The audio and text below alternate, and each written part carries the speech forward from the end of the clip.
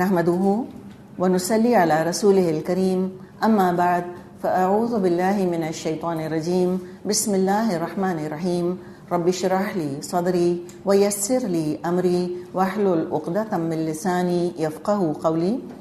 سورۃ یوسف آیت نمبر 80.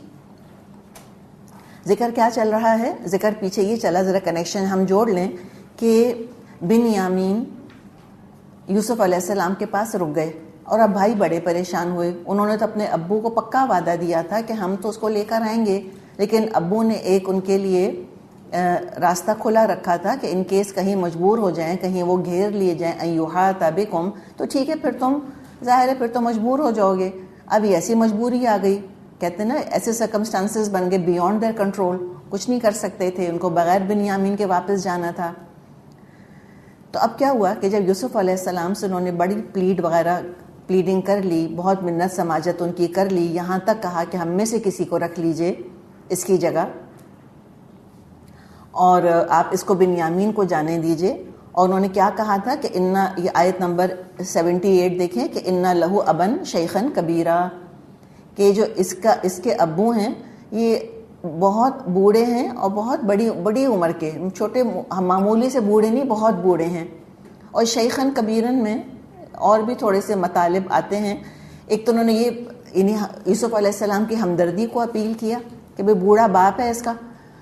دوسرے شیخ آتا ہے کسی قبیلے کے سردار کے لیے بھی لفظ، تو تھوڑا امپریس بھی کیا یوسف علیہ السلام کو کہ تو معمولی نہ سمجھنا بنیامین کو، یہ تو سردار کا بیٹا ہے. اور شیخ عالم کے لیے بھی لفظ آتا ہے. تو یہ بھی بتایا کہ یہ ہمارے ابو جو ہیں وہ بہت بڑے عالم ہیں، اور ظاہر ہے اللہ کے نبی تھے یعقوب علیہ السلام، نبی سے بڑھ کر عالم اور کون ہوتا ہے اپنے زمانے کے اندر. تو ایسا لفظ استعمال کیا جس سے یوسف علیہ السلام کی وہ ہمدردی بھی حاصل کر سکیں، جسے یوسف علیہ السلام کو امپریس بھی کر سکیں، تھوڑا مروب بھی ان کو کر سکیں، اور ایک طرح سے ہلکی سی اب دیکھیں تو تھریٹ بھی ہے اس کے اندر کہ بہت بڑے قبیلے کے وہ سردار ہیں.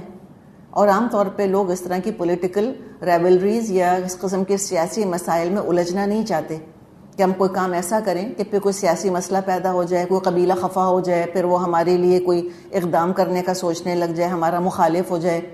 سمجھ آ رہی ہے آپ کو باتیں؟ تو بہت سارے جو ہیں وہ اس کے اندر انڈر کرنٹس ہیں جو ہمیں محسوس ہو رہے ہیں. تو بہرحال جو کچھ بھی انہوں نے کوشش کی اپنی وہ کر کے دیکھ لی. یوسف علیہ السلام تو مان کر نہ دیے، ان کا کہ سوال ہی نہیں پیدا ہوتا، ہم تو اسی کو رکھیں گے جس کے پاس سے ہمارا سامان نکلا. اب کیا ہوا؟ ابھی آگے قصہ چل رہا ہے. تو نہیں کہ اب ہم کہتے ہیں نا چینج آف سین. اب کیا ہوا؟ یوسف علیہ السلام کی آڈینس ان کو ملی ہوئی تھی، اس کو چھوڑ کے اب وہ نکلے، باہر آئے. آیت نمبر 80 فلم مستیئسوا منہ، جب وہ یوسف علیہ السلام سے مایوس ہو گئے. استیئسوا میں سین اور تا ہم دیکھ رہے ہیں نا ایکسٹرا ایڈ ہوا ہے. یا حمزہ سین تو اس کا روٹ ہے بیسکلی. یاس ہم کہتے ہیں کہ مایوسی لفظ اسی سے بنا ہے نا، یاس، حسرت و یاس کہتے ہیں، مایوس ہو جانا، نا امید ہو جانا. یہ سین تا نے کیا بتایا؟ سین تا نے یہ بتایا کہ انہوں نے ملٹیپل ٹائمز یوسف علیہ السلام سے درخواستیں کریں، بہت انہوں نے پلیٹ کرا، بہت منت سماجت کری، بار بار ان کو قائل کرنے کی کوشش کری. ایک بولا ہوگا، پھر دوسرا بولا ہوگا، پھر تیسرا بولا ہوگا، پھر 4 مل کر بولے ہوں گے، پھر وہ کہیں چلے گئے ہوں گے، پھر تھوڑی دیر انتظار کیا ہوگا، مثال کے طور پہ وہ کہیں چلے گئے، 1 گھنٹے کے بعد آئے، پھر یہ وہیں بیٹھے ہوں گے، پھر اپنا کیس انہوں نے ان کے سامنے پیش کیا ہوگا. لیکن استیئسوا، بلا آخر تمام تر مشقت محنت کر کے پوری طرح سے اپنی بات کو حاصل کرنے کی کوشش کرنے کے بعد اب وہ مایوس ہو کر بیٹھ گئے. منہو، یہ ہو کی ضمیر کہاں جا رہی ہے؟ کس سے مایوس ہو گئے؟ یوسف علیہ السلام سے. خلصوا نجیہ، تو گوشے میں جا کر آپس میں مشورہ کرنے لگ گئے کہ اب کیا کریں. قال کبیرہم، ان میں سب سے بڑا جو تھا وہ بولا. اچھا یہ بڑا کون ہے؟ اس کے بھی نام آتے ہیں. سب سے بڑا بھائی یا تو عمر میں بڑا تھا یا عقل میں بڑا تھا. اور اس کی روایات میں نام آتے ہیں. دیکھیں ناموں میں الجھ کر کیا کریں گے میں اور آپ کہ ان کی امی کا نام کیا تھا. وہ سب چیزیں آپ چاہیں تو آپ تفسیریں کھولیں اور پڑھ لیں, آپ کو سب مل جائے گا. ہم تو اس وقت سبق پر نظر رکھنے کی کوشش کر رہے ہیں. تو ان میں سے جو بڑا تھا اس نے کہا قال کبیرہم, یہ عقل میں بڑا تھا, الم تعلموا, کیا تم نہیں جانتے. اچھا جب بھی یہ آتا ہے الم تعلم, قرآن میں کتنا آتا ہے الم تعلم, کیا تم نے نہ جانا, الم تعلموا, کیا تم نہیں جانتے. اس کا مطلب کیا ہم نے کیا تھا کہ ایک بات بار بار بتائی جا چکی ہے. مثال کے طور پر ہم بھی گھر میں ایسے بات کرتے ہیں. کسی کمرے میں ہم گئے اور وہاں دیکھا کہ لائٹیں کھلی ہوئی ہیں, ہم آ کر کہتے ہیں تم لوگوں سے کہا نہیں ہے میں نے کہ لائٹیں بند کیا کرو, کیا تم کو پتہ نہیں ہے کہ لائٹیں بند کرنی چاہیے. اس کا مطلب کیا ہوا, بچے کہیں ہاں امی پہلی دفعہ سن رہی ہیں, تو ہمیں تو کبھی خیال ہی نہیں آیا اس بات کا, کبھی کہا ہی نہیں آپ نے کہ لائٹیں بند کرنی چاہیے. یہ نہیں کہتے, ان کو پتہ ہے کہ انداز کیا بتا رہا ہے کہ ہاں یہ بات علم میں آ چکی ہے, کئی دفعہ بتائی جا چکی ہے. تو الم تعلموا, کیا تم نہیں جانتے, کیا مطلب ہے اچھی طرح تم جانتے ہو. ان اباکم قد اخذ علیکم موثقا من اللہ, کہ یقیناً تمہارے ابو نے تم سے ایک پکا وعدہ میثاق لیا ہے اللہ کے نام پر. کتنا پکا وعدہ دے کر آئے ہیں, اس سے کیا پتہ چل رہا ہے ان کے کردار کے بارے میں, یہ بتائیے ذرا. ان بھائیوں کے کردار کے بارے میں کیا پتہ چل رہا ہے, جو یہ کہہ رہے ہیں بڑے والا بھائی کہہ رہا ہے کہ تم نے ابو سے پکا وعدہ کیا ہے کہ اللہ تعالیٰ کی عظمت اور حرمت ہے. دیکھیے سورہ یوسف یہی تو سکھا رہی ہے ہم کو کہ انسان اچھائی برائی کا مجموعہ ہوتے ہیں. ہم سوچیں کہ نہیں ہم تو بالکل یوسف علیہ السلام جیسے, ہرگز بھی نہیں ہے. شکل تو دور کی بات, نہ صورت ویسی نہ سیرت ویسی ہے ہماری. ہم تو اتنے اچھے نہیں ہیں. یہاں ہے کوئی آپ میں سے تو ہاتھ کھڑا کریں, ہم بھی ذرا دیکھیں. آپ بھی نقاب ہٹائیں, ہم دیکھیں کیا چاند چمکتا ہے. تو نہیں, ہم تو اپنا گھٹنا نہیں کھول سکتے, نہ ہم چہرے کے بارے میں, نہ کردار, نہ اخلاق کے بارے میں, ہم تو کچھ بھی نہیں یوسف علیہ السلام کے مقابلے میں. زیادہ قریب کس سے فیل کرتا ہے انسان, ان کے بھائیوں سے. اور اتنا بھی قریب محسوس نہیں کر سکتے. میرا نہیں خیال کہ مجھ سمیت ہم میں سے کسی نے اپنے چھوٹے بھائی یا بہن کو کنویں میں پھینکا ہو, یا سر جوڑ کر ہم بیٹھے ہوں کہ چلو اس کو ہم قتل کر دیتے ہیں, نعوذ باللہ, اللہ تعالیٰ اپنی پناہ میں رکھے. تو یہ بالکل ہم چاہتے ہیں کہ ہم باکسز کے اندر چیزوں کو ڈال دیں, انسانوں کو خاص طور پہ. ہم کہتے ہیں گڈ اینڈ بیڈ. اللہ بتا رہا ہے نہیں ہوتا ایسے. گڈ تو اللہ تعالیٰ نے ایک سٹینڈرڈ بنا دیا ہے, ٹھیک ہے نا, گڈ تو ہے, انبیاء کی شکل میں اللہ نے ایک معیار ہم کو دے دیا ہے. لیکن فرعون بھی بہت کم ہوتے ہیں, زیادہ تر جو ہے وہ گرے ایریا ہے, بیچ میں کلر ہوتا ہے. اچھائی برائی کا مجموعہ, اچھائی برائی کا مجموعہ. گناہ کرتے ہیں پھر کہتے ہیں اچھا چلو بعد میں ہم ٹھیک ہو جائیں گے, ابھی کر رہے ہیں نا, بعد میں توبہ کر لیں گے. گناہ کرتے ہیں پھر شرمندہ ہوتے ہیں, کیوں کیا, پھر ضمیر ملامت کرتا ہے, پھر ماں باپ کی نافرمانی کر لیتے ہیں, بد زبانی کر لیتے ہیں, پھر خیال آتا ہے نہیں ایسا نہیں کرنا چاہیے تھا. لیکن زبان چلانے کا مطلب یہ نہیں ہے کہ امی ابو اچھے ہی نہیں لگتے اور ان کو تکلیف میں دیکھ کر کوئی خوشی ہوگی, نہیں. بیمار ہو جاتے ہیں, اداس ہو جاتے ہیں, تو دل بھی کٹتا ہے ان کو دیکھ کر. تو دیکھیں یہی ہے نا میں اور آپ, exactly that's what we are. تو یہی اللہ ہمیں سکھا رہا ہے کہ دیکھو ہر طرح سے تم لوگوں کو دیکھو اور اپنے آپ کو دیکھو. نہ دوسروں کی اصلاح سے مایوس ہونے کی ضرورت ہے اور نہ اپنی اصلاح سے. ہر ایک یوسف نہیں بن سکے گا, تو یوسف بنانا مقصد بھی نہیں ہے, یاد رکھیں.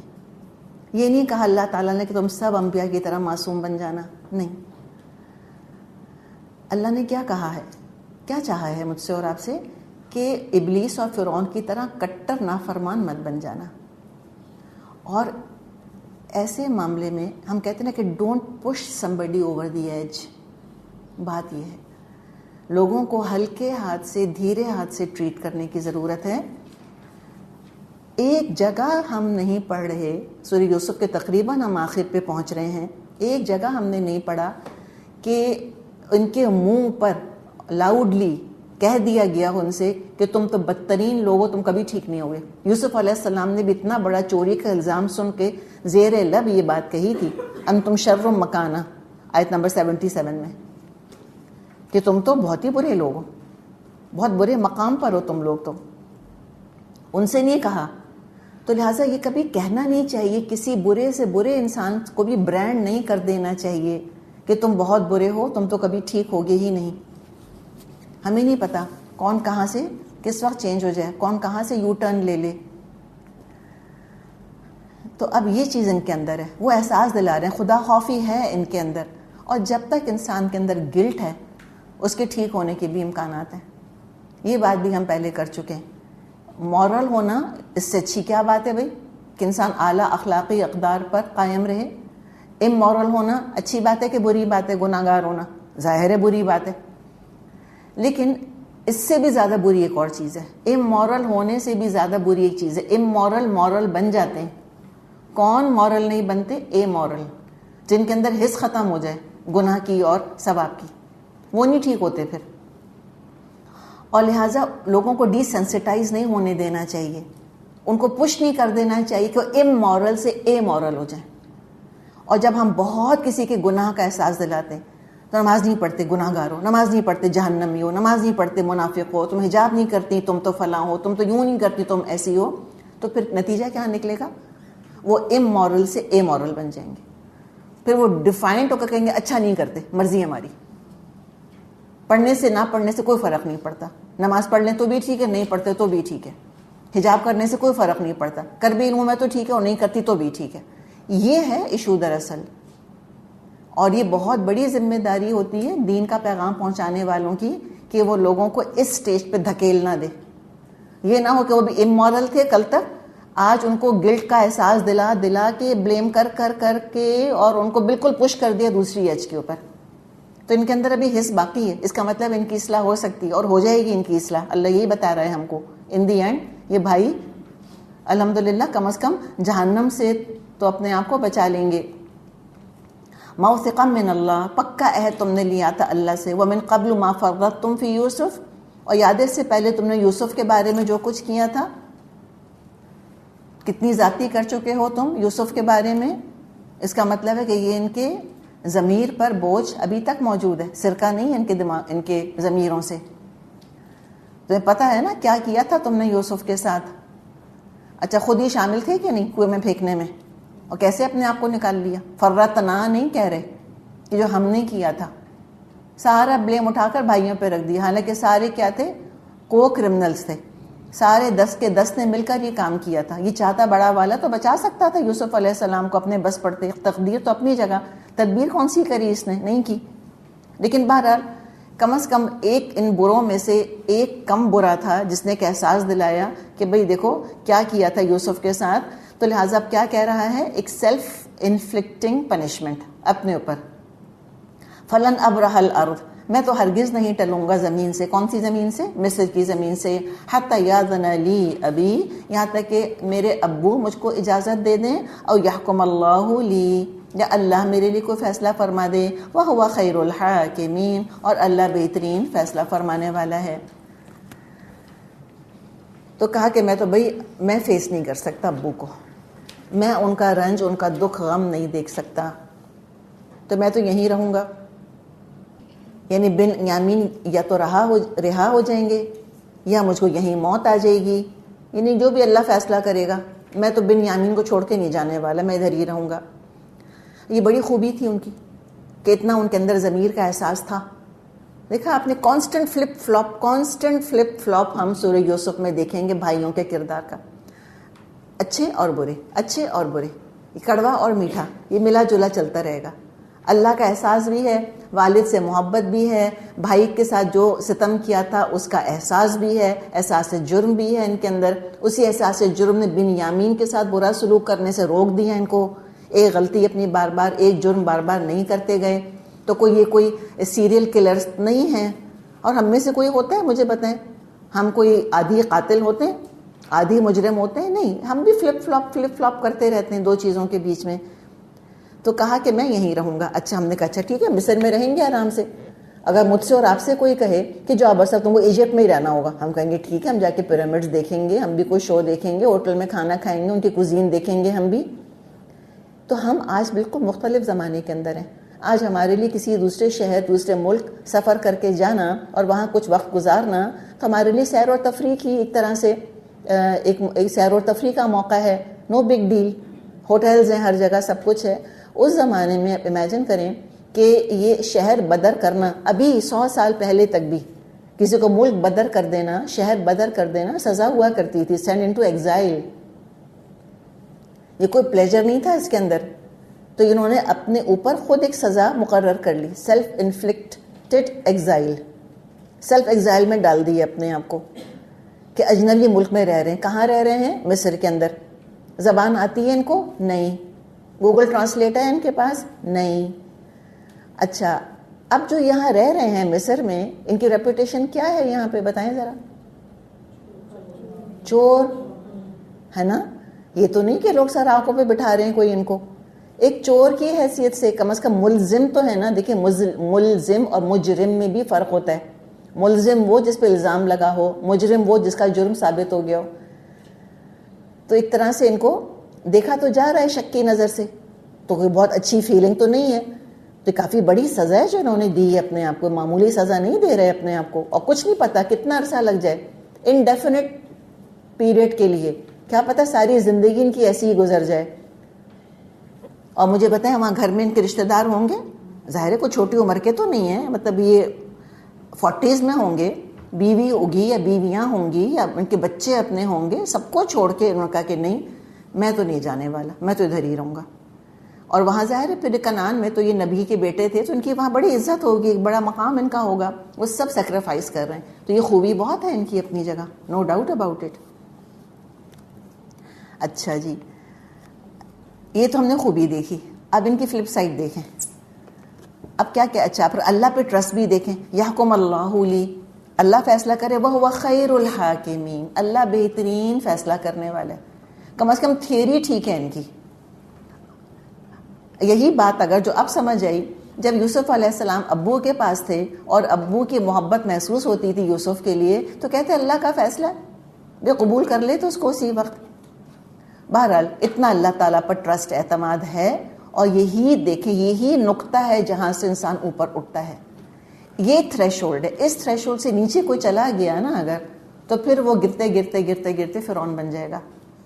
کوئی گناہوں میں کتنا بھی گرے، کتنا بھی گناہوں کے کنویں میں گرتا رہے، باٹم لائن اگر وہ ٹھہرا جہاں پر آ کر کہ اللہ کا نام لیتا ہے، اللہ پر توکل کرتا ہے، اللہ کا خوف اس کے اندر ہے، تو یہ بڑی بات ہے. اور اس میں چلیں پھر ہم تھوڑا ٹینجنٹ پہ جا رہے ہیں، لیکن وہ ہمیں حدیث میں ایک واقعہ ملتا ہے. مختصراً یوں ہے کہ ایک شخص نے کوئی گناہ چھوڑا نہیں تھا. جب اس کی موت آئی، اس نے اپنے وارثوں سے کہا کہ تم میرے جسم کو جلا کر اور اس کی راکھ کو بکھیر دینا ہر جگہ، یعنی ایک جگہ دفن نہیں کرنا مجھے. لوگوں نے پوچھا کیوں؟ کہا کہ میں نے اتنے گناہ کیے ہیں کہ اگر تو اللہ کا مجھ کو سامنا کرنا پڑ گیا تو میری تو بڑی شامت آنے والی ہے، اللہ سخت سزا دے گا مجھ کو. تو اس نے کیا سمجھا اپنی طرف سے کہ میری راکھ بکھیر دی جائے گی تو مجھ کو میں اسکیٹر ہو جاؤں گا، تو پھر تو میں دوبارہ اللہ تعالیٰ شاید مجھ کو دوبارہ زندہ نہ کر سکے گا، میرا حساب نہ لے سکے گا. تو ظاہر لوگوں نے ایسے ہی کیا، مرنے کے بعد ساری راکھ اس کی بکھیر دی. اللہ تعالیٰ کے لیے کیا مشکل تھا؟ اللہ نے حکم دیا، ساری راکھ جمع ہو گئی. اللہ نے کھڑا کیا، پوچھا تو نے یہ حکم کیوں دیا؟ کہ اللہ تیرے ڈر سے. اللہ نے کہا جا میں نے تجھے معاف کیا. تو ہم عقیدے کی اہمیت نہیں سمجھتے، ہم اللہ کے تعلق کو نہیں سمجھتے. ولا ذکر اللہ اکبر. دیکھیے یہی آپ سے میں پھر کہہ رہی ہوں کہ امورل ہونے سے زیادہ پرابلم اے مورل ہونا ہے، کہ اللہ کی محبت، اللہ کا خوف، سزا کا احساس یہی ختم ہو جائے. دیکھیے کتنے بھی یہ بھائی برے تھے، ان کا ضمیر مردہ نہیں تھا ابھی بھی. their conscience was not dead. اور جب تک ضمیر زندہ ہے الحمدللہ. مجھے ڈر ہے اے دل زندہ کہیں تو نہ مر جائے، کہ زندگانی عبارت ہے تیرے جینے سے. اللہ کرے ہمارا ضمیر زندہ رہے. اور یہ ضمیر کیسے زندہ رہا ان کا؟ ان کے ابو کی وجہ سے، اچھی صحبت کی وجہ سے، ان کی دعاؤں کی وجہ سے، ان کے احساس دلاتے رہنے کی وجہ سے. اور بھی کوئی ریزنز ہوں گے، لیکن سب سے بڑا ریزن تو فی الحال یہی نظر آ رہے ہیں ہم کو. ایک اچھے باپ نے 10 برے بچوں کو سنبھال لیا، دنیا میں غم اٹھا لیے انہوں نے. ان کی جو خوبصورت صبر کا نتیجہ یہ نکلا کہ بچے جہنم سے بچ گئے. کم از کم اپنی دنیا کی قربانی دے دی یعقوب علیہ السلام نے، لیکن اپنے بچوں کی آخرت انہوں نے بچا لی. یہ ہوتے ہیں والد، یہ ہوتے ہیں بزرگ. ہم میں سے کوئی ہوتا تو ہم تو تانے دے دے کے کوئی کلیجے کب کے چھلنی کر چکے ہوتے.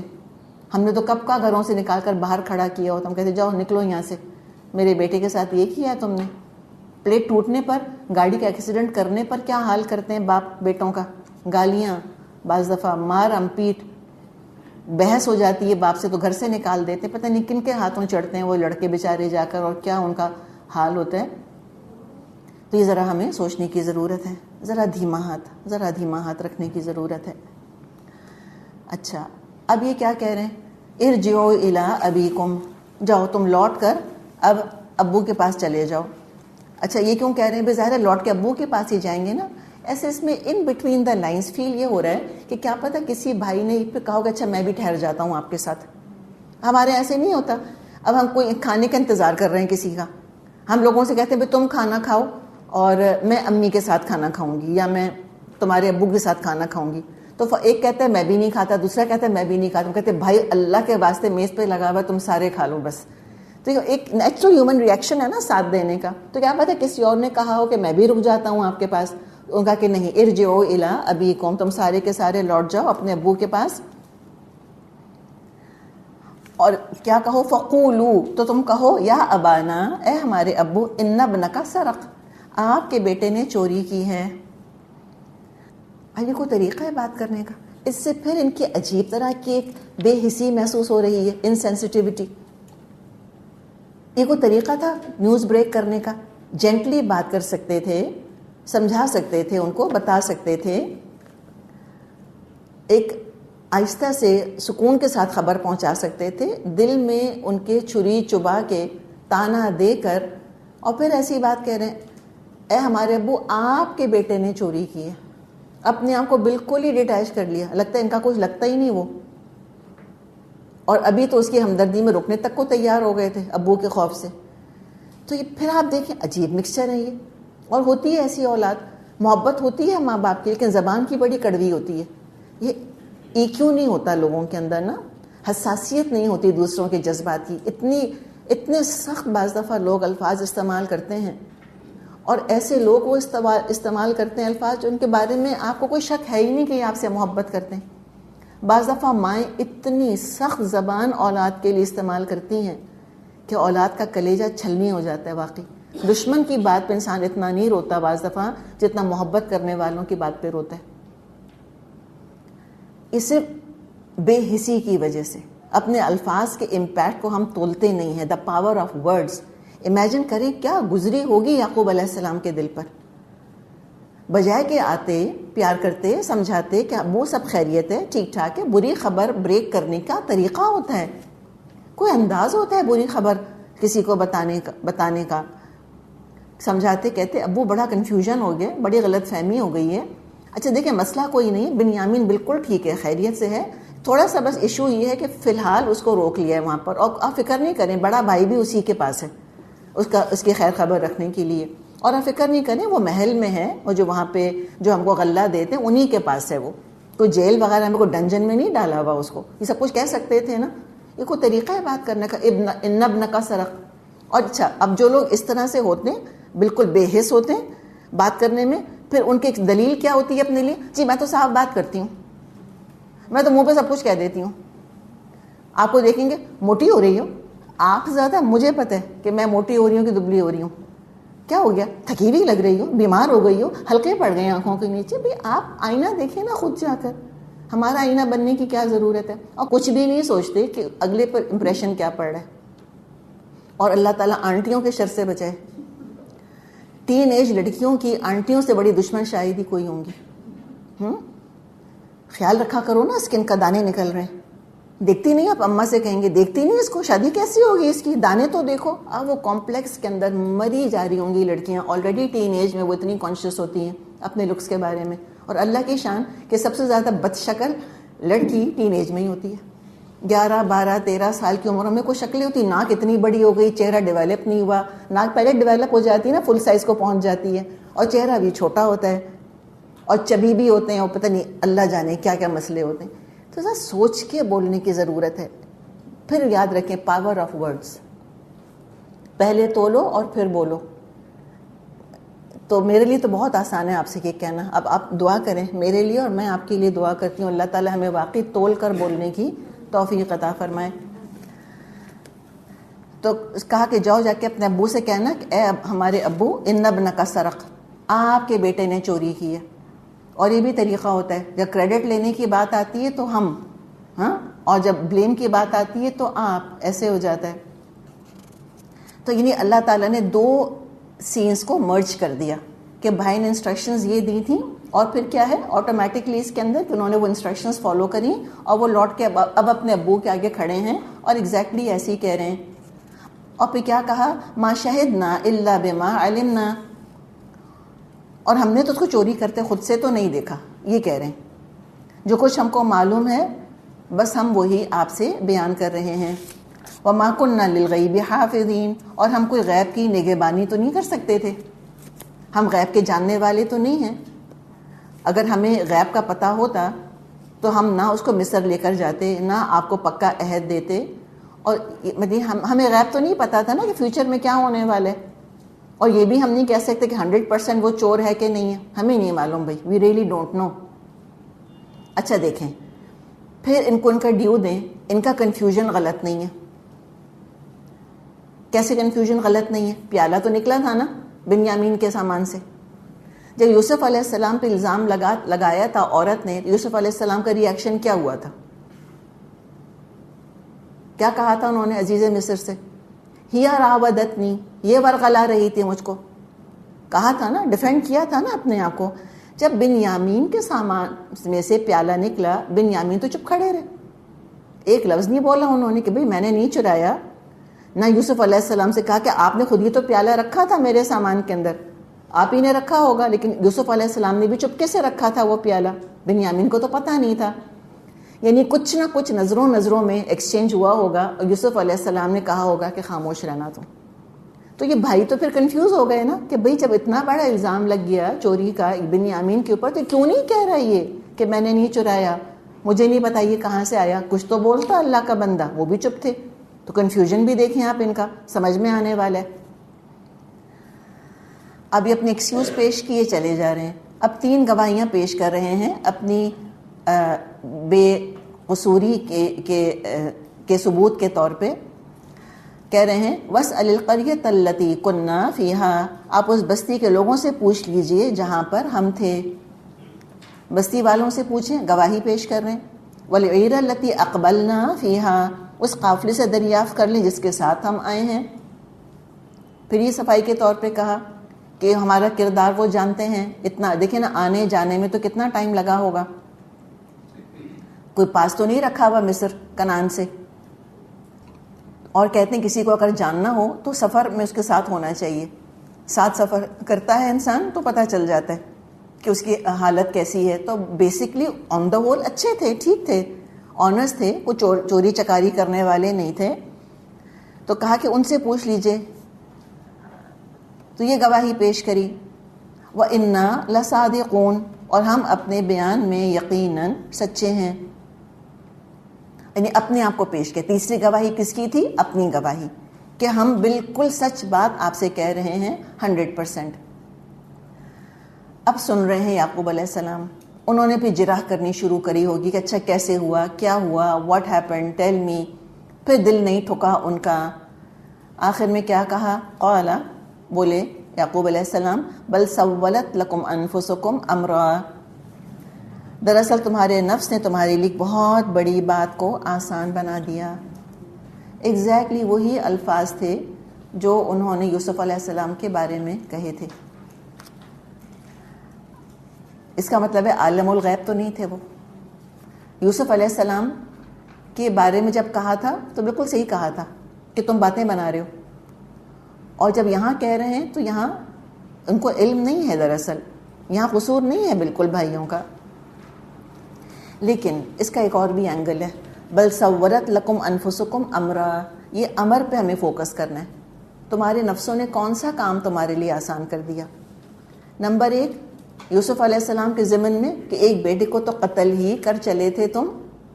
اپنی طرف سے تو ارادہ کر ہی لیا تھا امرن کہ ہم قتل ہی کر دیں گے. کامیاب نہیں ہوئے وہ اور بات ہے. اور اب کیا کر رہے ہو تم بنیامین کے ساتھ؟ تو علماء کہتے ہیں وہ ان کے دلائل پر شک نہیں کر رہے، کہ بھئی ہمارا قصور نہیں ہے. وہ بات مان گئے یعقوب علیہ السلام کہ ہاں تمہارا قصور نہیں ہے. پھر کیا کہہ رہے ہیں؟ بل سولت لکم انفسکم امرا. وہ کہہ رہے ہیں کہ میرے بیٹے کی عزت جو تار تار تم نے کی ہے نا چور کہہ کے اس کو, یہ ہے تمہارا پرابلم. کیسے تمہارے نفس نے اس کام کو آسان کیا تمہارے لیے؟ کیا تمہارا اپنا بھائی نہیں ہے؟ تم کیا 3-4 ڈیکیڈ اس کے ساتھ نہیں گزار چکے؟ کردار اس کا تمہارے سامنے نہیں ہے کیا؟ کب چوری کی یا بنیامین نے تمہاری؟ کوئی پینسل بھی چرائی ہے تمہاری؟ تو تم نے اتنا بڑا الزام مان لیا اس کے اوپر جو لگایا گیا.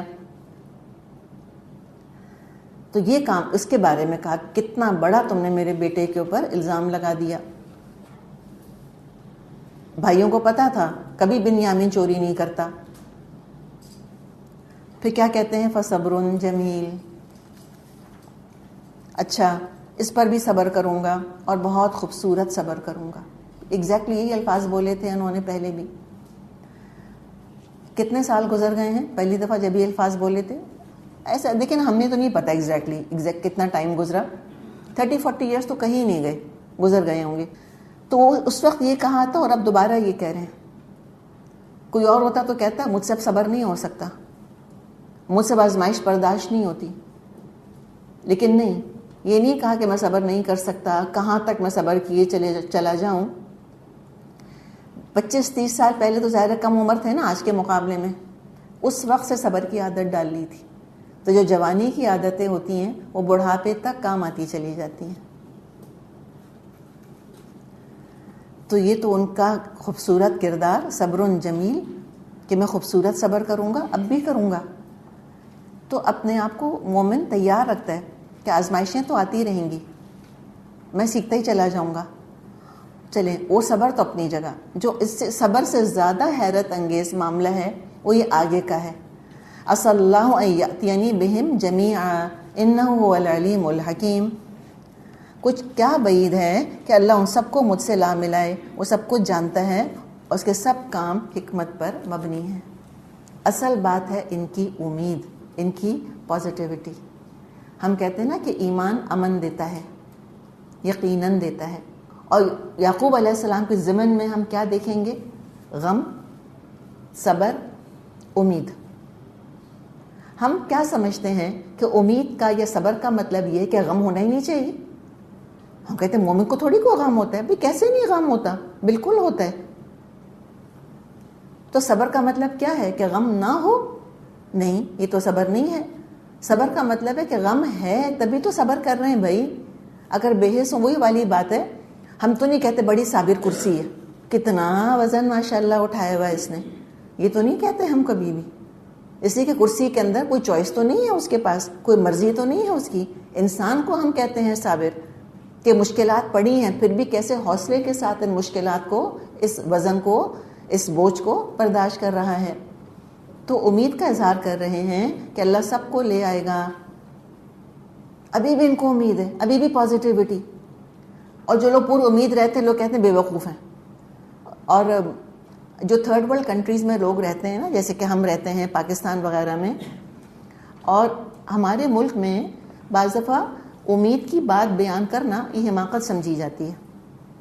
اگر ہم کہیں کہ پاکستان ٹھیک ہو جائے گا انشاءاللہ اللہ چاہے گا سب ٹھیک ہو جائے گا, کہیں گے لوگ یہ تو یہی کہتی رہیں گی. کہتے ہیں کہ تم اخبار نہیں پڑھتی, تم کو پتہ نہیں کیا حالات ہیں. کہتے ہیں نہیں بدتر ہی ہوگا. وہ چاہتے ہیں کہ آپ بھی کہیں کہ بدتر ہوگا, تو اب کبھی مت کہیے بدتر ہوگا, نہیں بہتر ہوگا انشاءاللہ. وہ کہتے ہیں 70 سال میں بہتر ہوا ہے, تو کچھ چیزیں بہتری والی یاد دلا دیں ان کو کہ ہاں بالکل بہتر ہوا ہے فلاں چیز میں, فلاں چیز میں, فلاں چیز میں. تو مراد کیا ہے, سیکھنا کیا ہے ہمیں کہ ہمیں مایوس نہیں ہونا کسی کی بھی اصلاح سے, کتنے بھی سال گزر جائیں. امید اللہ سے رکھنی ہے کہ اللہ تعالیٰ بہتری کرے گا, خیر ہوگی. یہ ایمان کا تقاضا ہے. ہمارا دین جو ہے یہ مثبت دین ہے. اٹس آل اباؤٹ پازیٹیوٹی, کہ بالکل بہتر ہوگا. اللہ کی رحمت سے کوئی نہیں مایوس ہوتا ہرگز بھی. تو کہہ رہے ہیں کہ میں صبر کروں گا. ہو سکتا ہے کہ اللہ ان سے آپ کو ایسا امید کے لیے, رجا کے لیے, ترجی ہے اس کے اندر. مجھے امید ہے کہ اللہ تعالیٰ ان سب کو لے آئے گا. بہم, پہلے یوسف گئے تھے, پھر بنیامین, اور تیسرے کون؟ بڑے والے یا سب سے عقل مند جو تھے وہ. 3 چلے گئے نا اب تو ایک کی جگہ. ایک بیٹا گیا تھا, اب 3 چلے گئے. اور ہم ہوتے تو کیا کہتے, ہائے میں مر گئی, ہائے میری شامت, میں ہی رہ گئی ہوں, مجھے پتہ نہیں کن گناہوں کی سزا مل رہی ہے. ہم کہتے ہیں نا مرے کو 100 درے. ایک تو غم پڑتا ہے ہمارے اوپر, اس غم کے اوپر ہم اور گلٹ کی تہ بٹھا دیتے ہیں, اور ہم سمجھتے ہیں بہت ایمان کی علامت ہے یہ کہنا کہ مجھے میرے گناہوں کی سزا مل رہی ہے. یعقوب علیہ السلام یہ بھی کر سکتے تھے, اپنا سر پکڑ کر بیٹھتے, کہتے ہائے میرے گناہ, مجھے میری گناہوں کی سزا مل رہی ہے, ضرور میں نے اللہ تعالیٰ کو ناراض کیا ہے, تبھی یہ آفتیں میرے اوپر ایک کے بعد ایک چلتی چلی آ رہی ہیں. ایسے کہہ سکتے تھے نا. امید کہاں گئی پھر؟ اس میں کون سی امید ہے؟ تو گناہوں کا واویلا نہیں کیا جاتا کہ گناہوں کی سزا مل رہی ہے, گناہوں کی سزا مل رہی ہے. کیوں اپنے آپ کو اور ہم انڈر ایسٹیمیٹ کر کے اور ہم انڈر کانفیڈنٹ کرتے ہیں اپنے آپ کو غم کے موقع پہ؟ یہ کوئی ایمان کی علامت نہیں ہے کبھی بھی ایسے کہنا کہ ساری مجھے میری گناہوں کی سزا مل رہی ہے. نہیں, اگر ہم اپنے آپ کو اتنا ایک طرح سے نروس کر لیں گے, ہم کیا سیکھیں گے ان حالات سے؟ پھر تبھی تو ہم سیکھتے نہیں ہیں, اور وہی مشکلیں ہم پہ بار بار پڑتی رہتی ہیں. اسی لیے تو سیکھنے والا بننا ہے. دراصل 3 بیٹے چلے گئے اور کتنے پازیٹیو. اور ایک اور بھی کیا علماء بتاتے ہیں کہ جب مشکلات حد سے گزرنے لگ جائیں, اس کا مطلب ہے کہ اب وسعت آنے والی ہے. ان مع العسر یسرا. ایک حد تک یہ اللہ آزماتا ہے. لا یکلف اللہ نفسا الا وسعها. غبارے کی مثال دیتے ہیں. غبارے میں ہوا بھرنی شروع کریں, وہ برداشت کرتا رہتا ہے, پھولتا رہتا ہے. بہت ہوا بھر دیں گے تو کیا ہوگا؟ پاپ کر جائے گا, پھٹ جائے گا, بس آسانی. تو یہی ہے کہ جب بہت زیادہ مشکلات بڑھ جاتی ہیں, اس کا مطلب ہے کہ اب کیا ہے, اب بہتری آنے والی ہے. The darkest hour is just before dawn. اور یہ صبر جمیل, اس کا تو ہم دیکھتے ہیں کہ انہوں نے جو پہلے بھی کہا تھا, تو 30-40 سال انہوں نے اس کو عمل میں لا کر دکھا دیا. ایسے عمل کرتے رہے جو اللہ کی نظر میں خوبصورت ہوں. اس ایک غم کو باقیوں کی اوپر ریفلیکٹ نہیں کر دیا, اپنے ایک غم کی وجہ سے باقیوں کی زندگی عذاب نہیں کر دی. ایک تو ہمارے ہاں یہ بھی ایک پرابلم آ جاتا ہے, ہم پہ غم پڑتا ہے, ہم ساروں کی زندگی عذاب بنا دیتے ہیں. غم پڑنا تو دور کی بات ہے. ذرا یہ بتائیں, کسی بات پہ ذرا سا موڈ اگر آف ہے, پھر مجھے بتائیں ذرا, موڈ آف ہے, بچے نے کہا امی کیا پکا ہے, فرمائیے ذرا, جی بتائیں نا. صبر جمیل. کہتے ہیں بات نہیں کرو مجھ سے, یہ تو میں بہت معمولی چیز کہہ رہی ہوں. پھر جو ہم ماشاء اللہ تقریر کرتے ہیں اس وقت, جو ہم بچوں کو کہتے ہیں اماں سے کھانا ہی تو مانگا تھا, اتنی سی باتیں سے پوچھا ہی تو تھا کہ کیا پکا ہے آج. نہیں, پھر ایک کہانی اپنی مظلومیت کی کہ میں 25 سال سے پکا رہی ہوں.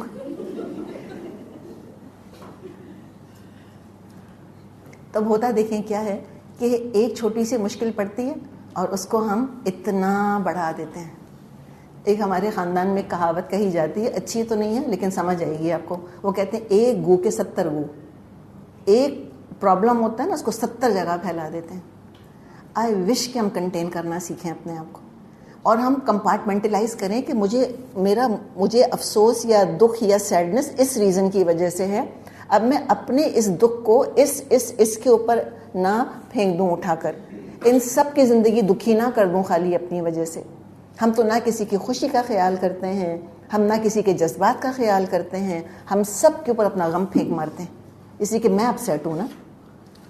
تو یہ تو کوئی صبر نہیں ہوا. اور سب سے زیادہ ایسے ہی لوگ صبر کی باتیں بھی کرتے ہیں. کھائے میں نے کتنا صبر کیا, اللہ میری ساس کو کروٹ جنت نصیب کرے, کتنا ستایا ہے مجھ کو. پھر ایسی باتیں کرتے ہیں, سمجھتے ہیں, کہتے ہیں نہیں صبر بہت کیا ہے میں نے, تمہارے ابا ان کو تو میں نے ٹھیک کیا, بس صبر بہت کیا ہے میں نے. ساری دنیا نوکروں کو نہیں چھوڑتے, میٹس تک کو ساری کہانیاں سنا دیتے ہیں, اور بھی کہتے ہیں صبر کر لیا. اللہ سے دعا کریں. یہ صبر جو ہے یہ شخصیت کا حسن ہے سارے کا سارا. جو لوگ بیٹھ کے اپنے دکھڑے بیان کرتے رہتے ہیں وہ کس کو اچھے لگتے ہیں؟ دیکھیے, دکھڑے بیان نہ کرنے کا مطلب یہ نہیں ہے کہ ہم کسی سے کوئی بات نہ کریں. درجے ہیں اس کے. بعض لوگ اپنا دکھ کسی سے بیان نہیں کرتے, کسی سے نہیں بیان کرتے. ان کو لگتا کوئی میری مدد نہیں کر سکتا. I'm telling you that is a fact. کوئی نہیں کر سکتا.